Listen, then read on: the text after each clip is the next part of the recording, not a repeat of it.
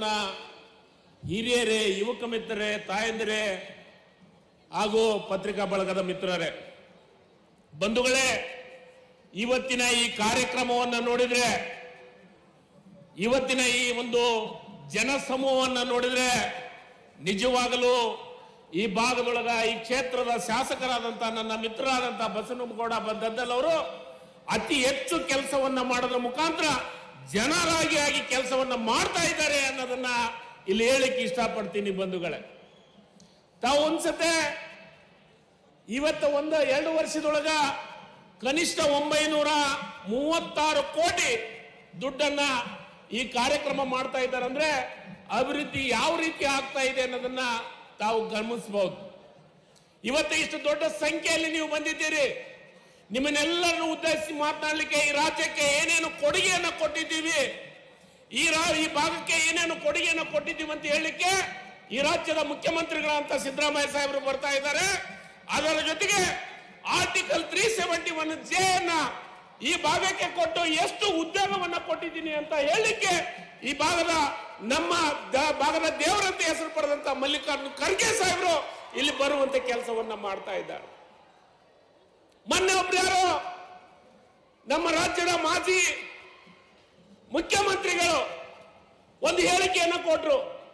ನನಗೆ ಆಶ್ಚರ್ಯ ಅನಿಸುತ್ತೆ. ಅವ್ರ ಹೇಳಿಕೆ ಯಾವ ರೀತಿ ಇತ್ತು ಅಂದ್ರೆ, ಮಲ್ಲಿಕಾರ್ಜುನ ಖರ್ಗೆ ಅವರು ಈ ರಾಜ್ಯಕ್ಕೆ ಏನು ಕೊಡುಗೆಯನ್ನು ಕೊಟ್ಟಿದ್ದಾರೆ, ಈ ಭಾಗಕ್ಕೆ ಏನು ಕೊಡುಗೆಯನ್ನು ಕೊಟ್ಟಿದ್ದಾರೆ ಅಂತ ಹೇಳುವಂತ ಕೆಲಸವನ್ನ ಮಾಡಿದ್ರು. ಸನ್ಮಾನ್ಯ ಮಾಜಿ ಸಚಿವರಿಗೆ ನಾನು ವಿನಂತಿಯನ್ನ ಮಾಡ್ತೀನಿ, ದಯಮಾಡಿ ನಿಮಗೆ ಮಾಹಿತಿಯ ಕೊರತೆ ಇದ್ರೆ, ನಿಮಗೆ ಮಾಹಿತಿ ತಿಳ್ಕೊಳಕ್ಕಾಗಲಿಲ್ಲ ಅಂದ್ರೆ ದಯಮಾಡಿ ಮಾಹಿತಿಯನ್ನು ತರಿಸಿಕೊಂಡು ಓದಿ ನೀವು ಖರ್ಗೆ ಸಾಹೇಬ್ರ ಬಗ್ಗೆ ಮಾತಾಡೋಣಂತ ಕೆಲಸ, ಸಿದ್ದರಾಮಯ್ಯ ಸಾಹೇಬ್ರ ಬಗ್ಗೆ ಮಾತಾಡೋಣಂತ ಕೆಲಸವನ್ನು ಮಾಡಬೇಕು. ಹಿಂದಿನ ಸರ್ಕಾರದಲ್ಲಿ, ಇದೇ NDA ಸರ್ಕಾರದಲ್ಲಿ ಅಟಲ್ ಬಿಹಾರಿ ವಾಜಪೇಯಿ ಈ ದೇಶದ ಪ್ರಧಾನಮಂತ್ರಿಗಳಿದ್ರು, LK ಆಡ್ವಾಣಿಯವರು ಗೃಹ ಮಂತ್ರಿಗಳಿದ್ರು. ಕರ್ನಾಟಕ ರಾಜ್ಯದಿಂದ ಈ ಭಾಗಕ್ಕೆ ಆರ್ಟಿಕಲ್ 371J ಬೇಕು. ಈ ಭಾಗದ ಜನರು ಬಹಳ ಕಷ್ಟದಲ್ಲಿದ್ದಾರೆ. ಈ ಭಾಗದ ಯುವಕರಿಗೆ ಉದ್ಯೋಗ ಸಿಗ್ತಾ ಇಲ್ಲ. ಈ ಭಾಗದ ಅಭಿವೃದ್ಧಿ ಆಗಿಲ್ಲ. ದಯಮಾಡಿ ಆರ್ಟಿಕಲ್ 371J ಕೊಡಬೇಕು ಅಂತಂದು ಈ ರಾಜ್ಯದಿಂದ ನಿಯೋಗ ಹೋದ್ರೆ ಅದಕ್ಕೆ ಒಂದು ಮಾತನ್ನ ಏನು ಉತ್ತರವನ್ನ ಕೊಡಲಾರ್ದು ಹೋದಂತ ಸರ್ಕಾರ ಇತ್ತು. ಅವತ್ತ ಆಡ್ವಾಣಿ ಅವರು ಮಾತಾಡಿದ್ರು ಏನಂತ, ನಾವು ಒಂದು ಭಾಗಕ್ಕೆ ಕೊಟ್ಟರೆ ಮತ್ತೊಂದು ಭಾಗಕ್ಕೆ ಕೊಡಬೇಕಾಗತ್ತೆ, ಯಾವುದೇ ಕಾರಣಕ್ಕೆ ಈ ಕೆಲಸವನ್ನು ಮಾಡಲ್ಲ ಅಂತಂದ್ರು. ಅದೇ ಈ ಭಾಗದೊಳಗೆ ಇದ್ದಂತ ಮಲ್ಲಿಕಾರ್ಜುನ ಖರ್ಗೆ ಸಾಹೇಬರು ಇದೇ ರಾಯಚೂರು ಭಾಗದೊಳಗೆ, ಇದೇ ಕೊಪ್ಪಳ ಭಾಗದೊಳಗೆ, ಬಳ್ಳಾರಿ, ಯಲಬುರ್ಗಿ, ಈ ಕಲಬುರಗಿ, ಯಾದಗಿರಿ, ಬೀದರ್ನಲ್ಲಿ ಒಂದು ಮಾತನ್ನ ಭಾಷಣದಲ್ಲಿ ಹೇಳಿದ್ರು, UPA ಸರ್ಕಾರ ಬಂದ್ರೆ ಆರ್ಟಿಕಲ್ 371J ಜಾರಿ ಮಾಡೋದ್ರ ಮುಖಾಂತರ ಈ ಭಾಗದ ಜನರಿಗೆ ಉದ್ಯೋಗವನ್ನು ಕೊಡ್ತೀನಿ, ಅಭಿವೃದ್ಧಿಯನ್ನು ಮಾಡ್ತೀನಿ ಅನ್ನೋ ಮಾತನ್ನು ಹೇಳಿದ್ರು. ಆದ್ರೆ ಅವತ್ತ ಸರ್ಕಾರ ಬಂದ ತಕ್ಷಣ ಆರ್ಟಿಕಲ್ 371J ಕೊಡೋದ್ರ ಮುಖಾಂತರ ಅವತ್ತಿನ ಸರ್ಕಾರ ರಾಜ್ಯದೊಳಗೆ ಸನ್ಮಾನ್ಯ ಸಿದ್ದರಾಮಯ್ಯ ರಾಜ್ಯದ ಮುಖ್ಯಮಂತ್ರಿಗಳಿದ್ರು. ಅವತ್ತ ಒಂದು ಸಮಿತಿಯನ್ನ ಮಾಡಿದ್ರು. ಆ ಸಮಿತಿಯ ಅಧ್ಯಕ್ಷರನ್ನ ಸನ್ಮಾನ್ಯ HK ಪಾಟೀಲ್ ಸಾಹೇಬರು ಮಾಡಿದ್ರು. ಅವತ್ತಿನ ಸಮಿತಿಯ ಸದಸ್ಯ ನಾನು, ಈ ಭಾಗದ ಮಂತ್ರಿ ಇರೋದ್ರಿಂದ ನಾನು ಈ ಭಾಗದ ಸಮಿತಿಯ ಸದಸ್ಯನಿದ್ದೆ. ಪ್ರತಿ ಒಂದು ಜಿಲ್ಲೆಗೆ ಭೇಟಿ ಕೊಟ್ವಿ. ಪ್ರತಿ ಒಂದು ಜಿಲ್ಲೆಗೆ ಭೇಟಿ ಕೊಟ್ಟಿಗೆ ಸಂಘ ಸಂಸ್ಥೆಗಳನ್ನ ಕರೆದು ಇವತ್ತು ವಾಸ್ತವ ಸತ್ಯ ಏನಿದೆ ಅನ್ನೋದನ್ನ ಜನರಿಗೆ ಮಾಹಿತಿಯನ್ನು ತೆಗೆದುಕೊಂಡು ಆರ್ಟಿಕಲ್ 371J ಜಾರಿ ಮಾಡುವಂತ ಕೆಲಸವನ್ನು ಮಾಡಿದ್ರು. ಆರ್ಟಿಕಲ್ 371J ಜಾರಿ ಆದ್ಮೇಲೆ ನನಗನ್ಸಿದ ಮಟ್ಟಿಗೆ ಉದ್ಯೋಗದೊಳಗೆ ಅವಕಾಶವನ್ನು ಕೊಡಬೇಕು ಮತ್ತು ಆರ್ಥಿಕವಾಗಿ ಅಭಿವೃದ್ಧಿಯನ್ನು ಮಾಡಬೇಕು, ಈ ಭಾಗಕ್ಕೆ ವಿಶೇಷವಾದಂತ ಕೆಲಸ ಕಾರ್ಯಗಳನ್ನು ಮಾಡಬೇಕಂತಂದು ನಾವು ಒಂದು ಸಮಿತಿಯನ್ನು ಮಾಡಿ ABCD ಹುದ್ದೆಗಳಿಗೆ ಎಷ್ಟೆಷ್ಟು ಈ ಭಾಗದ ಜನರಿಗೆ ಕೊಡಬೇಕು ಅಂತ ನಿರ್ಧಾರ ಮಾಡೋದ್ರ ಜೊತೆಗೆ ಶಿಕ್ಷಣದೊಳಗೆ ಅತಿ ಹೆಚ್ಚು ಅವಕಾಶಗಳನ್ನ ಮಾಡಿಕೊಡ್ಬೇಕಂತ ನಿರ್ಧಾರವನ್ನ HK ಪಾಟೀಲ್ ಸಾಹೇಬರ ಅಧ್ಯಕ್ಷತೆ ಒಳಗ ನಾನು ಒಬ್ಬ ಸದಸ್ಯನಾಗಿ ಅವತ್ತು ಪ್ರಾರಂಭವನ್ನು ಮಾಡಿದ್ವಿ.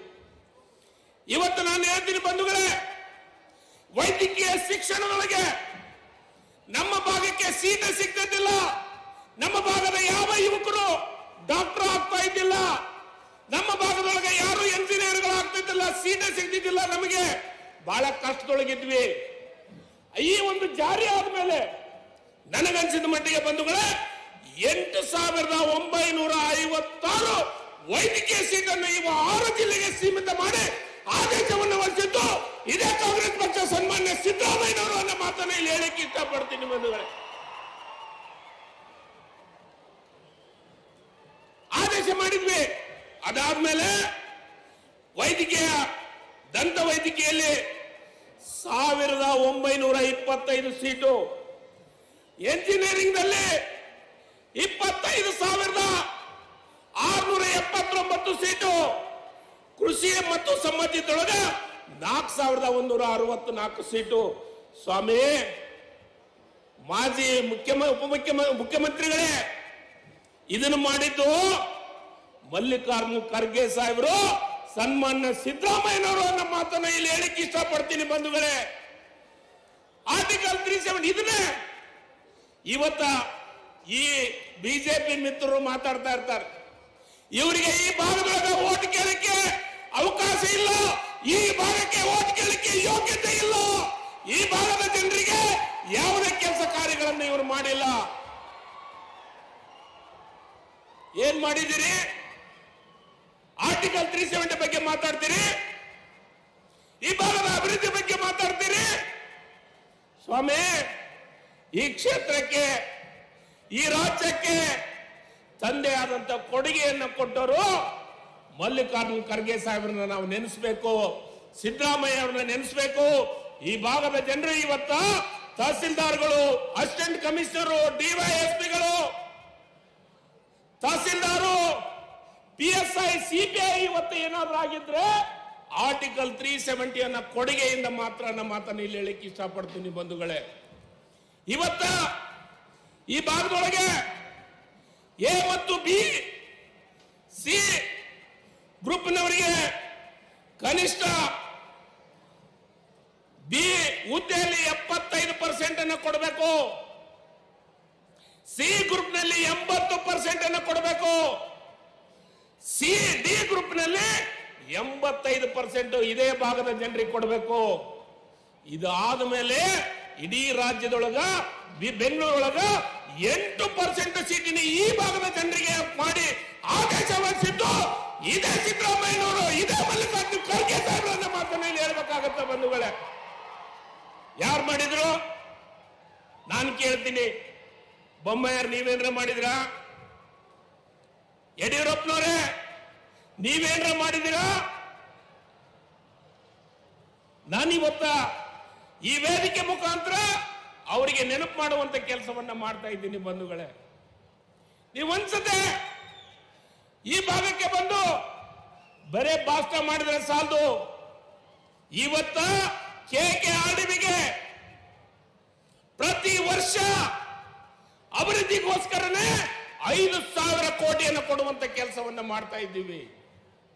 ಒಂದೊಂದು ಕ್ಷೇತ್ರಕ್ಕೆ ಕನಿಷ್ಠ ರಾಜ್ಯದ ಬೊಕ್ಕಸಕ್ಕೆ, ರಾಜ್ಯದ ಇದಕ್ಕೆ ಅನುದಾನಕ್ಕೂ ಮತ್ತು ಇಲ್ಲಿಯ ಲೋಕಲ್ ಅನುದಾನಕ್ಕೂ ಸೇರಿ 5,000 ಕೋಟಿ, ಕನಿಷ್ಠ 1,500 ಕೋಟಿ ರಾಜ್ಯದಿಂದ ಬರುವಂತ ಇಲಾಖೆಗಳಿಗೆ ಕೊಡೋದು. ಉಳಿದಿದ್ದ ಇಲ್ಲಿ ರೋಡ್ ಇರ್ಬೋದು, ಡ್ರೈನೇಜ್ ಇರ್ಬೋದು, ನೀರಾವರಿ ಯೋಜನೆಗಳಿರ್ಬೋದು, ಇವೆಲ್ಲವನ್ನ ಮಾಡುವಂತ ಕೆಲಸವನ್ನ ಮಾಡಿದ್ದೀವಿ. ಇದು ಕಾಂಗ್ರೆಸ್ ಪಕ್ಷದ ಕೊಡುಗೆ. ನಾವು ಒಂದ್ಸತಿ ನೆನಪು ಮಾಡ್ಕೊಳ್ಳಿ. ಇವತ್ತ ಬೇರೆ ಬೇರೆ ಪಕ್ಷದ ಮಿತ್ರರು, ಬೇರೆ ಬೇರೆದವರು ಕಾಂಗ್ರೆಸ್ ದಿವಾಳಿ ಆಗಿದೆ, ಇವತ್ತ ಗ್ಯಾರಂಟಿ ಯೋಜನೆ ಕೊಟ್ಟು ಬಿಟ್ರೆ ಈ ರಾಜ್ಯದೊಳಗ ದಿವಾಳಿ ಆಗುತ್ತೆ, ಕರ್ನಾಟಕ ರಾಜ್ಯ ದಿವಾಳಿ ಆಗುತ್ತೆ ಅಂತಂತೆ ಯಾರ್ಯಾರು ಕೇಂದ್ರದ ನಾಯಕರು, ರಾಜ್ಯದ ನಾಯಕರು ಭಾಷಣ ಮಾಡಿದ್ರು, ಆ ಭಾಷಣ ಇವತ್ತ ಅವರ ಬೇರೆ ರಾಜ್ಯದೊಳಗ ಬೇರೆ ಯೋಜನೆಗಳ ಬಗ್ಗೆ ಇಲ್ಲಿ ಮಾಡಿದಂತ ಕರ್ನಾಟಕ ಮಾದರಿ ಯೋಜನೆಯನ್ನ ಜಾರಿ ಮಾಡೋದ್ರ ಮುಖಾಂತರ ಚುನಾವಣೆ ಭರವಸೆಯನ್ನು ಕೊಡುವಂತ ಕೆಲಸವನ್ನ ಇದೇ ಬಿಜೆಪಿ JDS ಅವರು ಮಾಡಿದ್ದು. ನಾನು ಇವನ್ನೆಲ್ಲವನ್ನ ನೆನಪು ಮಾಡ್ಕೊಳ್ಳಿ. ಇವರೆಲ್ಲರೂ ಒಂದು ಮಾತನ್ನ ಹೇಳಿಕ್ಕೆ ಇಷ್ಟಪಡ್ತೀನಿ ಬಂಧುಗಳೇ. ಇವತ್ತು 11 ವರ್ಷ ಈ ಕೇಂದ್ರದೊಳಗ, ಈ ರಾಜ್ಯ, ಈ ದೇಶದೊಳಗ ಸರ್ಕಾರ ಇದೆ. ಒಂದೇ ಒಂದು ಯೋಜನೆ ಮಹಿಳೆಯರಿಗಾಗಿ ಮಾಡಿಲ್ಲ, ಒಂದೇ ಒಂದು ಯೋಜನೆ ರೈತರಿಗಾಗಿ ಮಾಡಿಲ್ಲ, ಒಂದೇ ಒಂದು ಯೋಜನೆ ಕಾರ್ಮಿಕರಿಗಾಗಿ ಮಾಡಿಲ್ಲ, ಒಂದೇ ಒಂದು ಯೋಜನೆ ಬಡವರಿಗಾಗಿ ಮಾಡುವಂತ ಕೆಲಸವನ್ನ ಮಾಡಿಲ್ಲ. ಆದ್ರೆ 11 ವರ್ಷದ ಏನು ಆಳಿಕೆ, ಸಬ್ಕಾ ಸಾಥ್ ಸಬ್ಕಾ ವಿಕಾಸ್ ಅಂತ ಏನು ಕಾರ್ಯಕ್ರಮ ಮಾಡಿದರೆ, ಒಂದೇ ಒಂದು ಕಾರ್ಯಕ್ರಮಕ್ಕೆ ನಿಮಗೆ ಮುಟ್ಟುವಂತ ಕೆಲಸ ಆಗಿಲ್ಲ.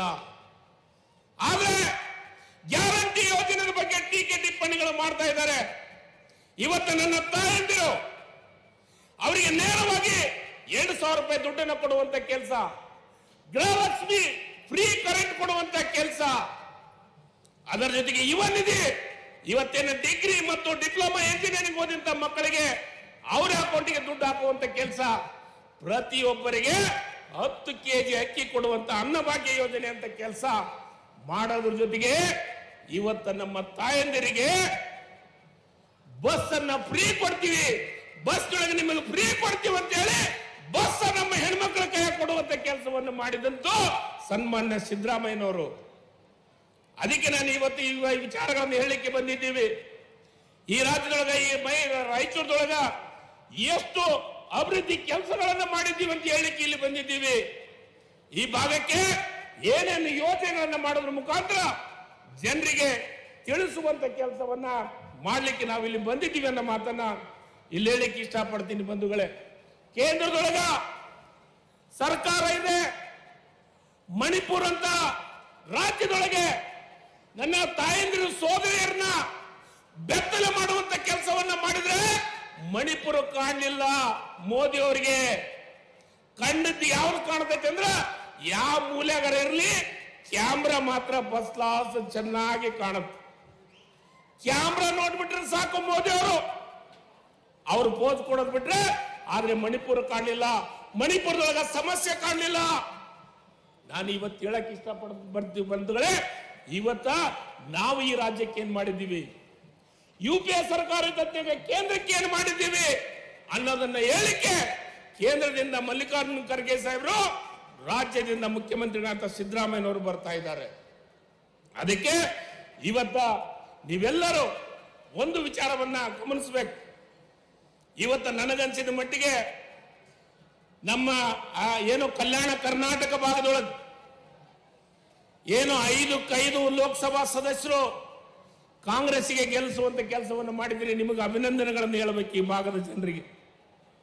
ಯಾಕಂದ್ರೆ 5 ಜನನ ಕಾಂಗ್ರೆಸ್ ಲೋಕಸಭಾ ಸದಸ್ಯರು ಕಳಿಸಿದ್ರೆ, ಯಾಕಂದ್ರೆ ನೀವು ಕೇಂದ್ರ UPA ಸರ್ಕಾರ ಕೊಟ್ಟಂತ ಕೊಡುಗೆಯಿಂದ ಇವತ್ತ 5 ಮಂದಿ ಶಾಸಕರಿಂದ ಲೋಕಸಭಾ ಸದಸ್ಯರನ್ನು ಕಳಿಸುವಂತ ಮಾಡಿದ್ರಿ. ನಿಮಗೆ ವಿಶೇಷವಾಗಿ ಅಭಿನಂದನೆಗಳನ್ನು ಸಲ್ಲಿಸಲಿಕ್ಕೆ ಇಷ್ಟಪಡ್ತೀನಿ ಬಂಧುಗಳೇ. ಅದಕ್ಕೆ ಇವತ್ತ ಇಷ್ಟು ಕೆಲಸ ಕನಿಷ್ಠ 9,936 ಕೋಟಿ, ಒಂದು ವಿಧಾನಸಭಾ ಕ್ಷೇತ್ರಕ್ಕೆ ಇಷ್ಟು ದುಡ್ಡು ಬರೀ 2 ವರ್ಷಕ್ಕೆ ನಾನು ಹೇಳಿದ್ವಿ. ಇನ್ನೂ 5 ವರ್ಷದ, ಇನ್ನೂ 3 ವರ್ಷ ನಮ್ಮದು ಬಾಕಿ ಇದೆ. 3 ವರ್ಷದಾಗ ಕನಿಷ್ಠ ನಿಮಗೆ 5,000 ಕೋಟಿಯಷ್ಟು ಒಂದೊಂದು ವಿಧಾನಸಭೆಗೆ ತಲುಪಿಸುವಂತ ಕೆಲಸ ಮಾಡ್ತೀವಿ, ಕೊಡ್ತೀವಿ, ಜನರ ಪರ ಇದ್ದೇ ಇರ್ತೀವಿ ಅನ್ನೋ ಮಾತನ್ನ ಹೇಳಲಿಕ್ಕೆ ಇಲ್ಲಿ ಬಂದಿದ್ದೀವಿ ಅನ್ನೋ ಮಾತನ್ನ ಇಲ್ಲಿ ಹೇಳಿಕ್ಕೆ ಇಷ್ಟಪಡ್ತೀನಿ ಬಂಧುಗಳೇ. ಅದಕ್ಕೆ ಬಸನಗೌಡ ಗದ್ದಲ್ ಅವ್ರನ್ನ ಮುಂದಿನ ದಿನಮಾನದಾಗ ನೀವು ಗೆಲ್ಲಿಸುವಂತ ಕೆಲಸ ಮಾಡಬೇಕು, ಕಾಂಗ್ರೆಸ್ ಅನ್ನ ಬೆಂಬಲಿಸುವಂತ ಕೆಲಸವನ್ನು ಮಾಡಬೇಕು. ಅತಿ ಹೆಚ್ಚು ಯೋಜನೆಗಳನ್ನ ತಂದು ನಿಮ್ಮ ಮನೆಗೆ ಮುಟ್ಟಿಸುವಂತ ಕೆಲಸವನ್ನ ಮಾಡ್ತಾ ಇದ್ದೀವಿ. 5 ಗ್ಯಾರಂಟಿ ಯೋಜನೆಗಳನ್ನ ಕೊಡ್ತಾ ಇದ್ದೀವಿ.